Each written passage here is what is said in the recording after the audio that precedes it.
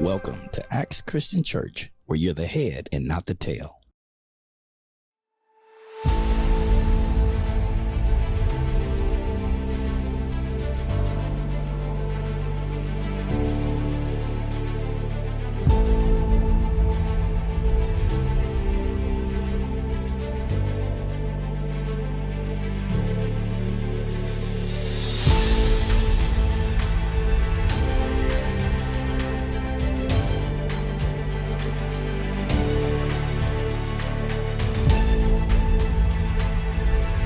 This is the year of the family.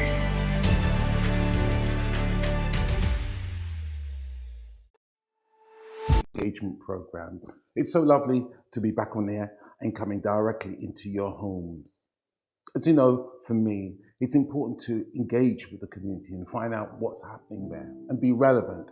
That's the number one word I love to use, being relevant. And so my relevancy will take me to the point where we deal with main issues, especially like the one I'm going to be dealing with today, which is about insurances. And I've got a great guest with me, which is Felicity, Okolo. She is, without a doubt, a financial consultant. And she's able to break down for us all the various insurance that we may need. Now, here's the song, Blessed Assurance, that we sing. And we think that's all that we need. Well, yes, of course, in heaven, as we get to the chance to meet our Maker. But once we're on the earth, there are some responsibilities that we need to make sure that we take care of. And having Felicity with us today, she's able to walk us through those points when we look at the various types of insurance. As I said, she's an insurance consultant, and she is really focused in making sure that she gives families the professional consultancy that they need to ensure that they can cover the family. But look, I won't go any further. I'm going to leave it to the woman herself. Felicity, welcome. Thank you very much for having me. I'm so glad that you could take the time being with here. We did talk, and I did make you a promise that I'd love you to come in here and talk to us about insurances. And so before I get any further, tell us how long you've been involved in consultancy in insurance. I have been in this industry for, I would say, over 8 years now. And do you enjoy it? Of course I do, or else I would not be doing it. And when you do the consultancy, what is your greatest pleasure? What do you feel that you've achieved when you sit down and speak to individuals and families? I tell you what it is, I would say the satisfaction to know that these families are protected for unseen eventuality. That's right, unseen eventuality. Unseen eventuality, which is what insurance is. Insurance is a product or something you put in place in case something you don't know happens. Okay, let me push you. You know, we're not just targeting the Christian community, everybody, but when we look at the Christian community, they may think, well, the greatest insurance is the cover under the blood of Jesus, all right? And I'm not being flippant, but sometimes they think it's a waste of time, this insurance. What do you tell individuals who presents that type of argument to you? I've had Christians, so people will say to me, God is my insurance. Okay. Yeah. And I ask them, okay, I hear you. If God is your insurance, when you want to cross the road, what do? Do you look both ways? And they say, yes, you look both ways. I say, why? If God is truly your insurance, why don't you just walk into the road?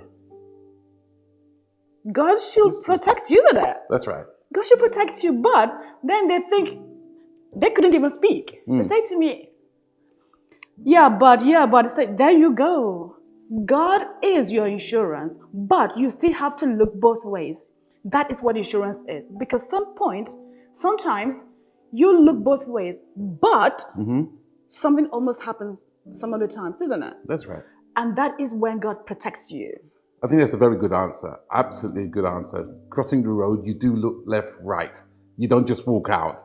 So therefore, there is some type of onus on the individual to make sure that things are correct before you make a step. Exactly. Love you it. need to take responsibility, because God is your protection, God is your insurance, but you still need to do certain things. Take responsibility. Just like God is your insurance or God loves you, but you still have to earn money. You still have to brush your teeth. You still have to put on your clothes.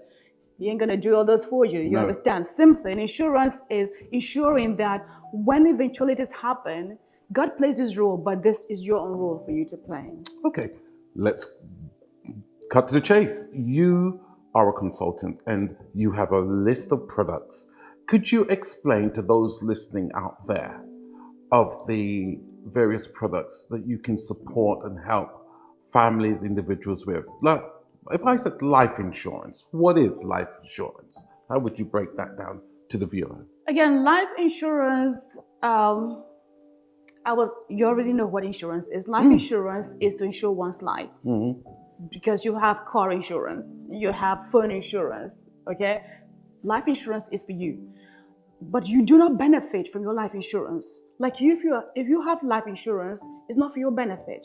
Your life insurance is for the benefit of people you love, your dependents, and people you love, basically. So that, especially people with younger children, or who are still financially dependent on them, it may not just be your children, it could be if you have elderly family members who are dependent on you, supporting them financially. So what your life insurance is, if the person was to pass away, it means that the income or the money they provide for their dependents is no longer there. That's right. So life insurance now would pay if the person should pass away during the term of the policy, because the policies have term. It could be up to your age 70, 18, or 90. And if the person should pass away during the term of that policy, the life insurance will pay. So it's a guaranteed income after death to the individual that you may have been taking care of while you were alive. Exactly. It's good.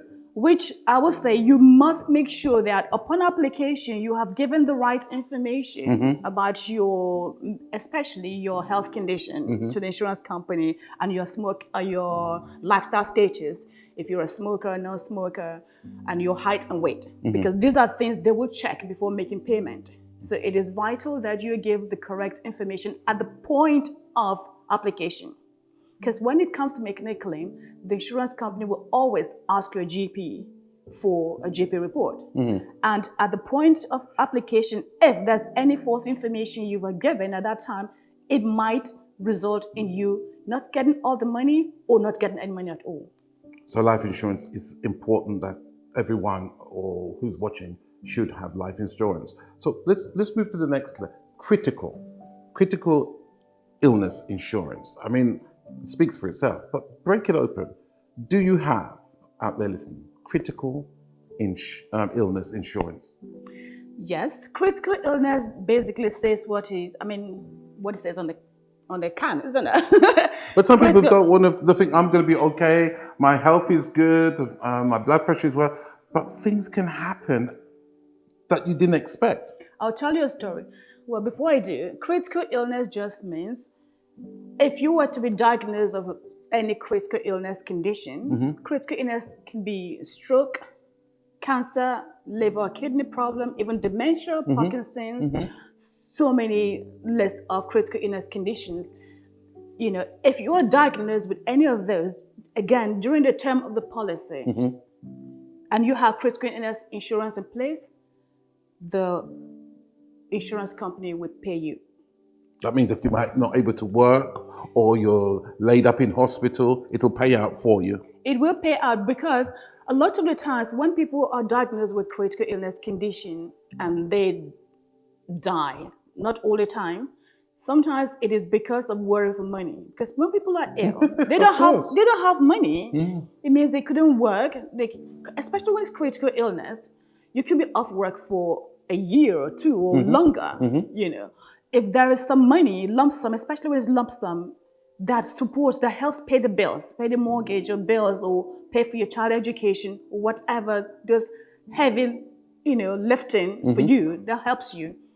It makes you focus more, or it helps you focus more on your recovery, on your health. Sometimes people say, oh, it's too expensive. Oh, I'd love to get critical illness because I'm older now, so it's more expensive. What do you say to them about that? It's too expensive. Look at the cost of living these last days. Expensive compared to what? Being dead with nothing to support your family after. Well, critical illness, the good thing about that is for you, the policyholder, to enjoy I would say enjoy, for you to benefit from while you're alive. While life insurance is for your dependents to benefit from when you you're are dead. Yeah. I'll give an example. When people say, oh, they are well, they don't need critical illness, it's not critical illness policy, they don't have critical illness conditions in their family, no member of the family have experienced that.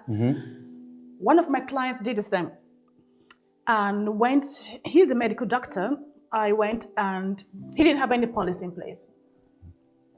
I gave him a quote for life insurance, for critical illness, for accident protection, for income protection, because he was self-employed. He was a local doctor as of then. And gave him all the quote. He said to me, oh, this is a lot. I said, compared to how much you earn, it's nothing for what you pay a month. And I gave him the benefits, which is all the benefits, because you think that people in the medical profession can see the benefit because they see people who are ill every day. Yes. You'll be so amazed. A lot of them do not have insurance in place. It's amazing. Yeah. Yeah. So he then said to me, okay, Felicity, I would take the life policy. He took a very high value life policy because he had a young family. And he said to me, critical illness, oh no, that's a no-no. That would never happen to me. That would never happen to him. Income protection, say, you know, let me speak to you in a few months' time. So I think 2 months later, he called me, Felicity, you know what? Give me critical illness policy. I've thought about what you said, that it's best to have something in place than not need it, than to need it and not have it. Did you say that again? It is best to have It is best to have a policy in place and not need it than to need it and not have it. Wow. Okay. So, and also I said to him, you cannot determine what might happen to you if nobody from your family have experienced critical illness. Does not mean it may not happen to you. Yes, right. God forbid, but it's a good thing you took the policy because a few years ago, I think 2 years after he took the policy, he was at work and collapsed. Sorry to hear that. He was at work and collapsed. And because the way I relate to my clients, every month I tell them that I love them in the sense of I send them Happy New Month messages. So they know you are still on my radar, I care for you, I'm here for you. If you need anything, you can always reach me. So I said to this client, whenever I send a message, he responds, thank you very much, my dear. That month, he didn't respond. No response. You knew something was up. I knew something was not right because he responds, I would become friends, kind of, because clients move from clients to friends. You know, when you talk to them all the time, you have a good relationship with you, and they refer you to other people, so you become like friends. So I'm thinking, why hasn't this guy called me? And a week later, I called him, nothing. So I thought he was very busy. Sometimes he gets busy. He may not respond for about 2 weeks or so. And I think towards the end of the month, I got worried and I called him. He didn't answer. He then texted me and teased me, said to me, oh, my dear, you haven't called me. Have you forgotten about me? I said, no, I called you several times. Then I called him. And the way he sounded, I thought something wasn't right. I asked him, are you okay? He said, oh, I'm not okay. What happened? He's in hospital. There you go. He's been in hospital for over a month. What happened? He was diagnosed with cancer.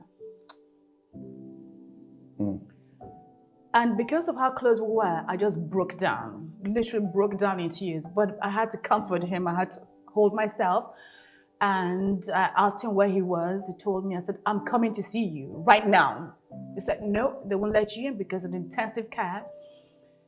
And I composed myself. The very next day, I went to see him against all, instructions not to. I was not allowed to see him. It was just after COVID or during COVID time. So then I said to him, do you know you have critical illness policy? We can make a claim. So you reminded him of the policy that he wasn't going to take out, but thought, I better. Yes. He said to me, that was the last thing on my mind. All I was thinking of is my health to recover. So I then called the insurance company, gave them all the information they needed. They made application basically. All they needed was to send the complete application form to his consultant, who completed his own part, sent it back to the insurance company, and he got paid. So directly, something he didn't think he needed, but obviously he went as far as getting the policy. You was able to remind him that he took out critical illness. Yes. And I'm sure he's a happy person because they paid out. Is that right? Yes, they paid out in full. Actually, if there's any delay, they actually pay you whatever they should have paid. Right. Yeah, they pay you a bit more. There's a delay. So you're saying critical illness insurance is something that we should, because we don't know what could happen from one day to the next. Nobody knows. Nobody knows. And for him, it took him a year to recover. But at least He's finance recovered. was coming Yes, in. the money was there. Even though, I mean, by then he was working with the NHS, so he was still getting money. But his critical illness policy was still paid, so it didn't affect anything. And it meant that he has some lump sum. He could do whatever he wanted to do with that, because he took him a year to recover. Well, there And you he's are. back to work. He's perfectly well now, so quite happy for him. Well, that's a success story why Yes. critical illness insurance is important. Just one more, and then I think we're going to go to commercial break after that. Let's talk, and we've been hearing a lot about income protection. Now, people might not know about that. Insurance protecting your income from your workplace. How does that work? Again, income protection means protecting your income. If you're self-employed, especially when you're self-employed or you run a business, you have your own business, it means that if you don't work in that business, or if you don't go to your job or whatever thing you do, there's no money coming in. Right. So how are you going to live? How are you going to pay the bills, the outgoing? So I what just wonder if people knew that you could protect your salary coming in. some people don't know. No, I'm sure. Some people That don't would know not be at the top of the list to know that I can protect my income. So you're saying there are insurances out there that can guarantee Of that? course, insurance company pay up to 60 or 65% of your annual gross income. Wow. Your gross income, so that if maybe you earn, I don't know, like 100,000 a year, or let's say 50,000 a year, so 60% or 65% is what you can be insured up to. And it pays monthly. If you were to be ill or unable, due to accident or illness, you're unable to perform that job or that business, work title, whatever it is, your occupation basically, it means that you will start getting, maybe after a deferment period. Deferment period means how long you're going to wait for to start getting the money. It could be for a few weeks or a couple of months. And then you start getting like a monthly income until you're able to go back to work. It could last for a year or 2 years or 5 years, or even to retirement, depending on the package you have taken out. You see, this is interesting. Look, we're going to go to a commercial break, but I hope you've been listening carefully on this. I bet you may have known someone who has been out of work, maybe suffering because there's no money coming in because of their illness, or the benefits that they may be entitled to is not really covering those bills. So insurance and understanding the benefits of applying the right benefits to your life could be a game changer. Anyway, look, we're going to go to a commercial break, and we're going to come back to Felicity, who will be talking to us about other insurances that maybe that we could consider. So we'll be back right after this.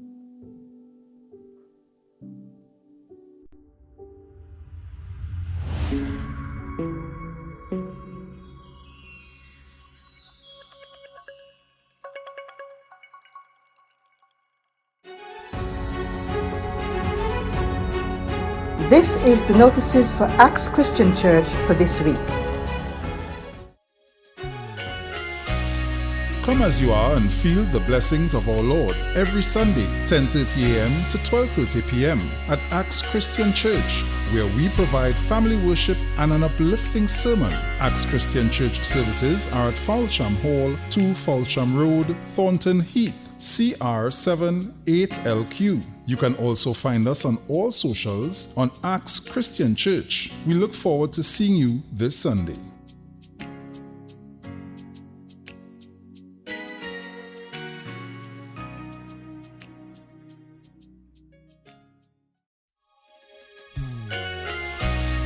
Come as you are and feel the blessings of our Lord every Sunday, 10:30 a.m. to 12:30 p.m. at Acts Christian Church, where we provide family worship and an uplifting sermon. Acts Christian Church services are at Falsham Hall, 2 Falsham Road, Thornton Heath, CR7 8LQ. You can also find us on all socials on Acts Christian Church.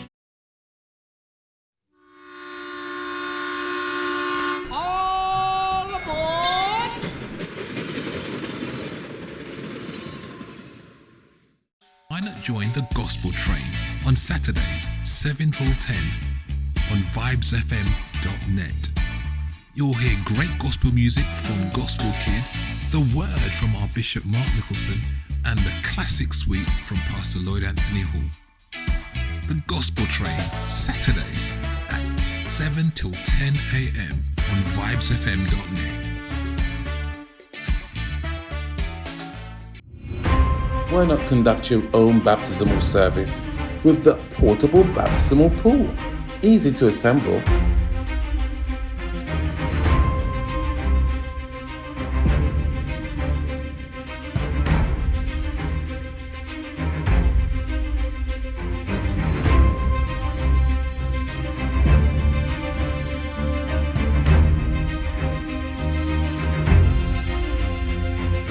With accessories to heat, fill, and to empty after use.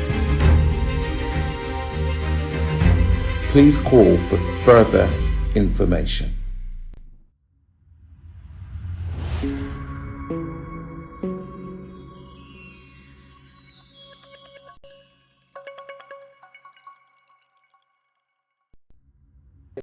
I hope you've been learning. We're dealing with various types of insurances, and Felicity is here giving us some guidance and some insight to the best insurance that would fit your criteria. Now look, we were talking about life insurance, critical insurance as well. We're just going to wrap up on that. There's something she wants to add, which I think is vitally important, to listen to this. So yeah, let's pick it up from there. It does, so you know that life insurance and critical illness insurance, we've got standalone life insurance and critical illness insurance. We've also got ones linked to your mortgage.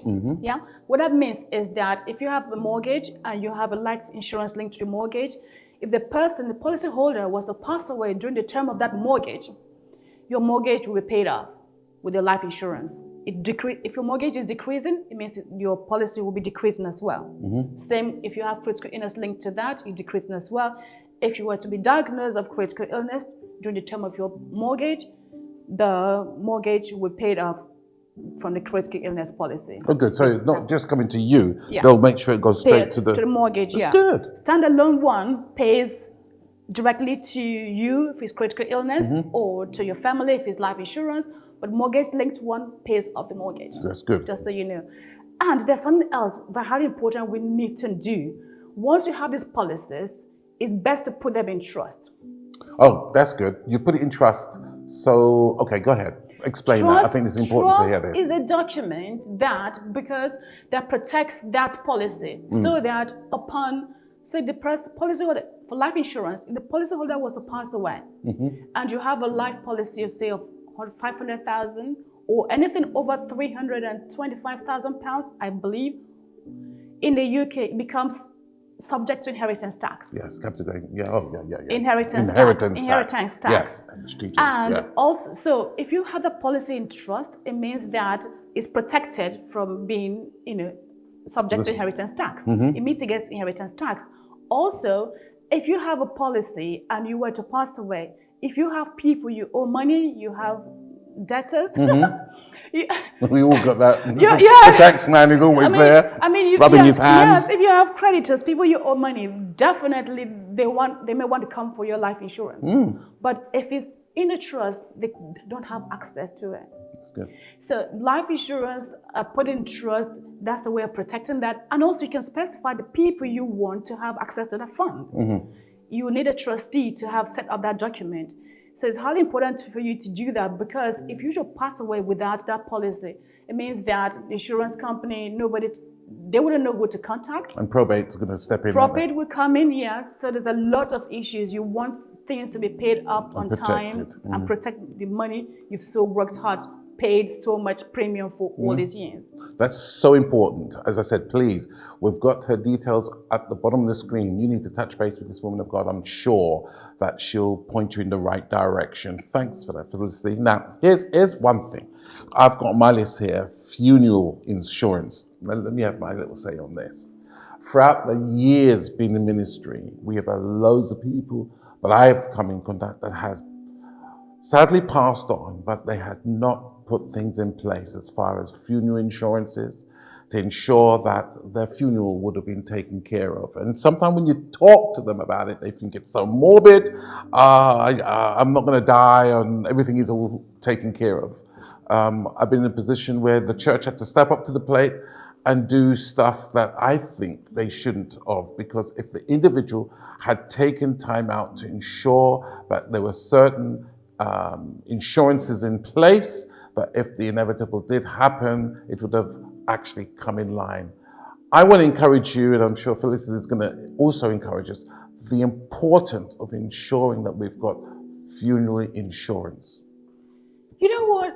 It's not even telling you about the importance of having insurance in place. It's for you to actually know the significance, what that means. Having insurance in place, to me, means two critical things. It shows self-respect and shows love. Oh, you have to break that down. Self-respect and love. And love. Okay, go ahead. You're respecting yourself because you don't want to die and your body's been thrown anywhere. Some people don't care. I've heard someone say to me, I don't care. They can just do whatever they want with the body. You think, really? If you're somebody who really respects yourself while you're alive, why shouldn't you respect yourself when you're no longer here? Have a decent funeral. Yes. Have all the things that you've always wanted, instead of somebody thinking, oh, I think they like that. I think they love that song. Apart from that, now, if there's nobody to look after you, what will people say about you, to your friends, to your family? Oh, look at him, look at her. She couldn't even do this. They'll look down on your family members. That's your respect gone. Or leave them in debt. Yeah, because they would have to pick up that debt. Yeah, and then your family will go around, GoFundMe is dear. BS. It doesn't work. You don't want to do that. I'm sorry. No. You're begging everybody. You're sending text messages, WhatsApping everybody. People are going to get tired of giving. You don't want to do that. Second part it means love.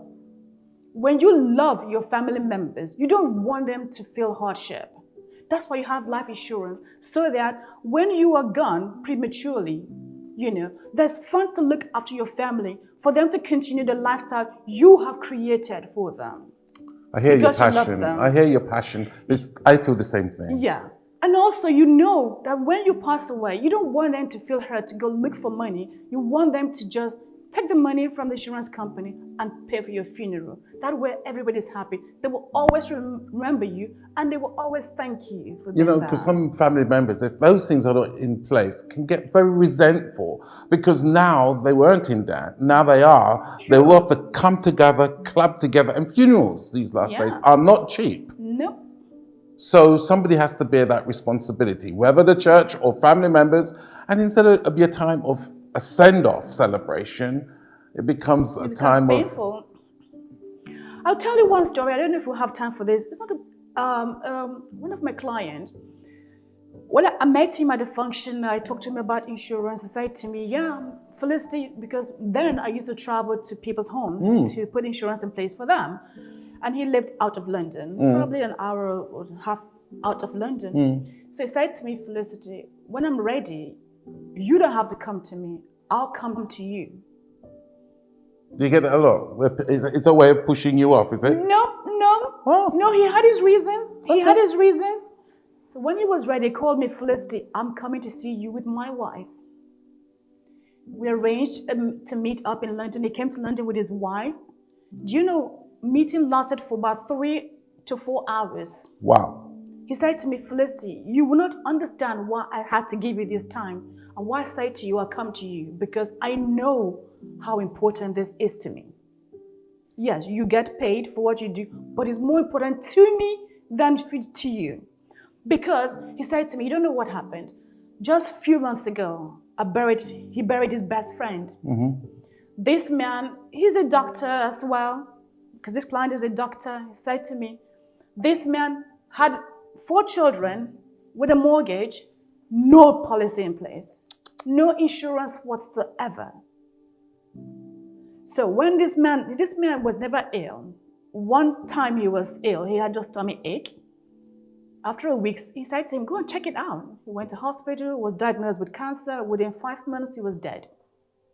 He said to me, Felicity, I had to be the one to raise funds to bury this man, to raise funds to help him support his family. There's a huge mortgage. I don't know if they can afford to keep paying that mortgage. He said to me, he said, Felicity, I don't want that to happen to me. Yeah. That's why I'm here with my wife. Tell me what you've got. I want everything to make sure this woman and my children do not go through what that woman and the children went through. Yeah. You live and you learn. Yes. He said to me, no. I do not want to go through that again for anybody or my family to go through that. Just I thought I'd put that story in. I think it's important. Yes. I mean, it's sad to be in that position, but yes, we've got to take care of the eventualities. Yeah. Nobody knows the minute or the hour, and so therefore, all it takes is a consultancy, sitting down, talking, mapping it out to know that if anything happens, I'm not going to leave behind debts or struggle. So thank you for that. Please make sure you take this on board. Go and find this woman of God and say, look, I need to get something in place just in case, because I don't want to leave a burden of debt on anyone else. Make sure that your house is in order. Look, 2 more things we're going to deal with, okay? And then we're just going to wrap this up. But I'm just hoping we're coming to the community with these very important issues. Time and time I come to the community about these things, and I won't stop until we begin to have a mind shift. Talk to me about pensions, but most important, pensions and wills. Wills, no, let's put the pension behind. Let's talk about wills. How important is it to have a will in place? People think that you need will when you are in your 50s or 60s or 100. You don't. Well, people are living to 100 now, I know, definitely. You really don't. If you're over 18, you can actually have a will. Wow. A will is it's a document you just create. You sign it, somebody else signs it as a witness, just to say what you want to happen. And it can be updated, can't it, at any moment, any time? Of course, you can change your will constantly. And so it's a piece of document that you have that is binding. It's a legal document, You can do that by yourself, or you can get, if it's complicated, like you have properties, or you have family members you wish to not benefit from whatever you have, your money, your assets, or properties, you make sure you get legal advice, or talk to our company. The company can put a will in place for you to make sure everything is done properly and legally. Can I write? Are you saying that I could write out £1 to well? How would that stand up if I wrote what I wanted? Yeah. Can it stand up, or it must be a legal binding document? Like I said, if you just get a piece of paper and write what you want there, if it's so simple, like you have nothing. Example, you only have this bottle of water. You just said, okay, if you were to pass away, this bottle of water belongs to my son. That's it. If that's all you have, that's fine. And that would stand up in court. Nobody could contest that. Well, nothing has changed as of speaking today. Right. It's still binding. Okay. Kind of. But that's the very, very simple will. You can do, as long as it's signed and there's a witness to that, that's fine. Yeah.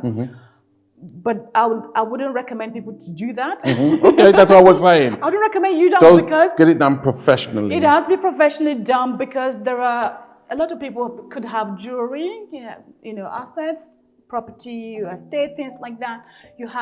You really want to make sure it's done properly. And also there are people you want to specifically benefit, you put their names down. If there are those you do not want to benefit, you put their names down as well to exclude them from your will. You do that. You can support a person who came to you and said, Felicity, I need to get will done. That's what you can do. Well, not me directly, no, my but you company. would point them. Yes. Can help people excluded from wills, because there are some people that you do not want to benefit from. I hear it all the time. It does happen. There's always It that one does. person. There's always one person. There's always that one person. So yes, but I would definitely say everybody needs a will. Apart from having a will for your assets or for money, it's also good to have will. Well, something else you can attach to will, lasting power of attorney or power of attorney. This is a document where you can produce that you can.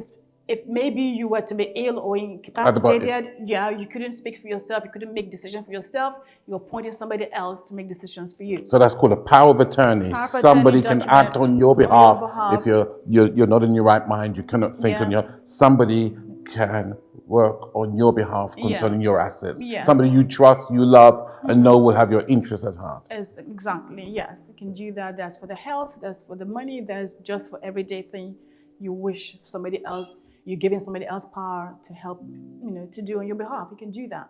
So these are things we can discuss, in more details. If this is what interests you and you really want to do, but I'll say, everybody should have a will.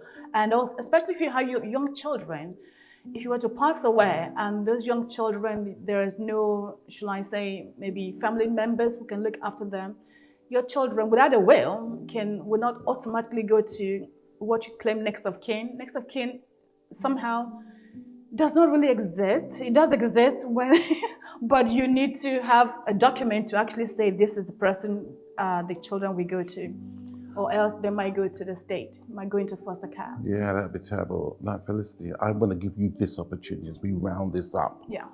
I want you to speak into the camera and to tell those that are listening, in a nutshell, the importance of getting one's house in order. I will tell you, if you don't get your house in order, nobody else will do it for you, for sure. Nobody else will do it for you. So it's highly important. We've touched I will say this is tip of the iceberg, what we looked at today. The insurance we talked about is nowhere close to enough what other products that we offer. So just as an introduction, if you really want to know more or to have consultation with me, feel free to connect with me, having on my mobile WhatsApp and my email address as well, because it's highly important for you to get your house in order. Again, like I said, it is best to have insurance and not need it than to need it and not have it. Thank you, Felicity, for that. You know what, saints, friends, well-wishers watching this program today, you might say, Bishop, where does this fit into the line of ministry? Well, I'm going to tell you it does. This is about a corporate responsibility, a responsibility that you do have to your family and also to yourself. And I will endeavor to bring programs like this just to take the veils off of our eyes, to see the stark reality that there are things that we're maybe just going past and saying, well, the Lord will provide or the Lord will cover me. And I'm not saying that he won't do those things. He is Jehovah Jireh, my provider. But he's also expecting us to link with people like Felicity and to listen how we can also make sure that we put things in order in this house. You said on the rest will I set in order when I come.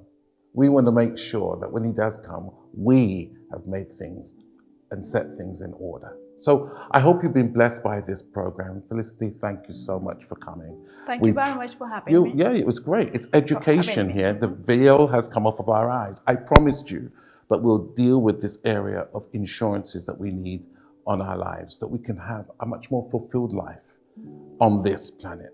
God bless you. And please remember, you are the head and not the tail. Thanks again, Felicity. Thank you.